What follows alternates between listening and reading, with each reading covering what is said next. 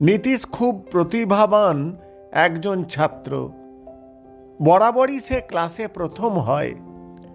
Master মশাইরাও তাকে খুব ভালোবাসেন। হঠাৎ করে তার ব্লাড ক্যান্সার ধরা পড়ে। ফলে হতদরিদ্র ছেলেটি এবং তার পরিবার একেবারে ভেঙে পড়ে। এ ব্যাপারে মাস্টার মশাইরাও খুব উদ্বিগ্ন হয়ে পড়েন। তারা নানাভাবে নীতিশকে সাহায্য করার প্রতিশ্রুতি দেন।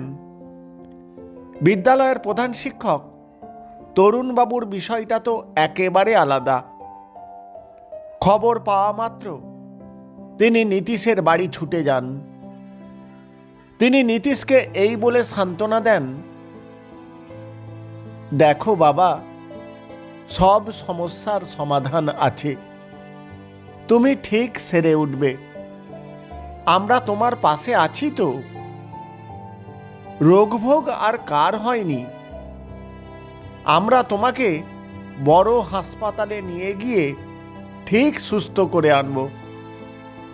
আবার তুমি আগের মতো বিদ্যালয়ে গিয়ে পড়াশোনা করে মানুষের মতো মানুষ হয়ে উঠবে।